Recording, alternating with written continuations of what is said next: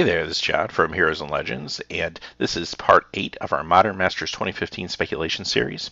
Today we're looking at the top 10 cards from the Zendikar Block that could be reprinted in Modern Masters 2015. So for this countdown, as well as the next one, which is the Scars of Meriden block, we're going to go ahead and look at top 10 cards instead of top 8 cards, since for these two blocks, they were not printed in the original Modern Masters, so there's a lot more great cards to choose from for the countdown. Couple of rules before we get started. We are speculating on cards that were printed as a rare or a mythic rare, so no uncommons or commons, and cards that are currently banned in Modern will not be considered. One side note, we have a confirmed reprint already, and that's Emrakul, the Aeon's Torn. And this was announced a couple months ago when they initially announced Modern Masters 2015. This is a fantastic card. This would have made our top 10 easily. It's a great Modern card. It's used a lot in the Urzatron decks. It's a card that has great crossover appeal when it gets into things like Commander and even Legacy. So fantastic choice to reprint this card. Very exciting. It's also a very pricey card, so it'll be good to get more copies out there. So having said that, we'll get started with number 10, Linvilla, Keeper of Silence. And it's a little bit of a niche Modern card. It gets some play in Modern. It gets a little bit of play out of the sideboards. But if you need a card that can stop activated abilities of creatures, this is a go-to card for white decks. You do see some Modern play, and you do see crossover appeal into Commander as well. Number 9, Aeona, Shield of Eimeria. Now this is a card banned in Commander, but I have heard some arguments from Commander players that this card should be unbanned. So at some point that may happen. However, it's still a Modern card that sees Modern play, and it's usually in reanimation decks as a target to reanimate to close out the game.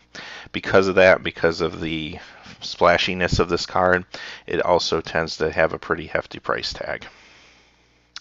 Number 8, Goblin Guide, and now we're getting more into our Modern staples, and this is a Modern staple for the burn decks. Burn decks saw a lot of success during Pro Tour Fate Reforged this past weekend, and this is the type of card that you're going to put in those decks to try to get early damage across to soften your opponent up for the late game burn. And because of that, Goblin Guide has seen a pretty decent price increase over the last couple years. One of these burn decks made it to the top 8 of the Pro Tour, so there's no doubt there's going to be continued demand for Goblin Guide.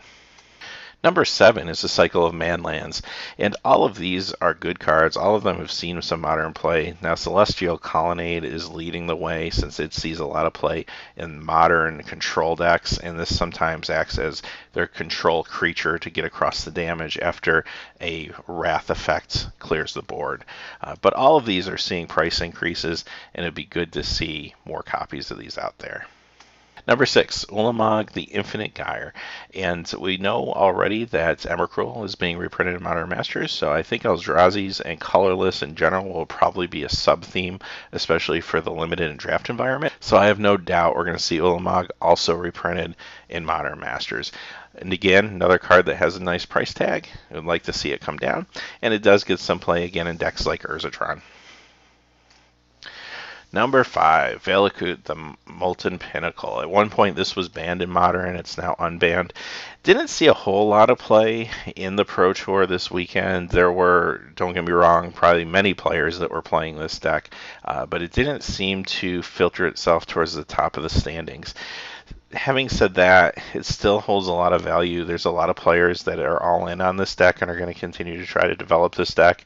And as more components come out, this deck could even get potentially better. But because of that, there is a pretty strong price tag again on this card. So getting more copies out there would be a good thing. So hopefully we'll see it in the set. Number 4, Kozilek, Butcher of Truth. And this is our third Eldrazi, and it's the third of the 3 big Eldrazi that I'm sure we'll see reprints just for the same reasons we talked before. But yet again, this is another good target for Urzatron decks or any decks that have a lot of mana to spend. Number 3, Pyromancer Ascension, and this card is just rocketing in value, and it's another key component to that burn deck, and it allows players to start the game with small creatures and get across some damage, but then as they get into the long game, you can go ahead and use your instants and sorceries to provide damage. Pyromancer's Ascension is what really carries you through by letting you fork or copy those spells. This is a huge card. It's got a huge price tag, and it needs to be reprinted in the set just to get more of them in the wild, if nothing else. Number 2, enemy colored fetch lands. And the reason they're number 2, not number 1, and one of the reasons I even debated putting them on the countdown, is I really have a strong feeling that they are going to be reprinted in Dragons of Tarkir.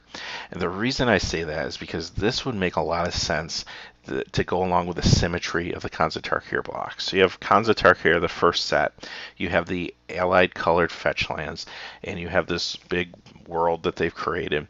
Fate Reforged comes along, they're going to change history, and now Dragons of Tarkir is going to be that new present. And I really think this would be a great way to bookend the block by going ahead and printing your enemy colored fetch lands and dragons. So I really feel that's going to happen. Having said that, if it doesn't happen, these things do need to be reprinted and reprinted quick. So Modern Masters 2015 is probably where you want to see them. And the value of these have come down a little bit with allied fetch lands coming out because it does allow players a little flexibility. If I can't afford a $80 Misty Rainforest, well, I can use my Flooded Strand that I just opened out of my pack of Khans of Tarkir when I drafted the other night. So there's some flexibility there, and also they've gone down in price because there's a lot of speculation that they're going to be reprinted soon. However, they're still expensive cards, and if a reprint doesn't happen, they're just going to go right back up. So I really feel like we're going to definitely see these. If not Modern Masters 2015, we'll see them in Dragons of Tarkir. And our number 1 card from the Zendikar block that we're pretty sure will be reprinted in Modern Masters 2015 is Splinter Twin. And Splinter Twin just won't go away. This is a card that's been a powerhouse since the Modern format started. It's going to continue to be a powerhouse. This past weekend we saw probably about less than a quarter of the field maybe playing Splinter Twin, but those Splinter Twin decks quickly found themselves at the top of the standings. As a matter of fact, the final match of the Pro Tour this past weekend was against 2 Splinter Twin decks, and this is going to continue unless we find ourselves in a situation where Splinter Twin gets banned at some point. This card's going to become huge. It's going to continue to rise in price. We need to get more copies out there in the wild for players, and this really is the card that I think is going to be the centerpiece of Modern, especially now that Birthing Pod has been banned. And I always felt, and I kind of felt this when Birthing Pod was banned, that Birthing Pod was the only thing keeping Splinter Twin really in check. So as we go on, more cards will be printed. Hopefully something else will keep it in check, or who knows, we may see Birthing Pod come back at some point. But as of right now, this is probably the hottest, biggest card in the Modern format.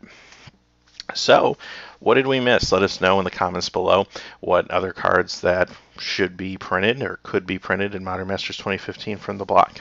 And as always, thank you for watching. Please remember to like and subscribe, and have a great day.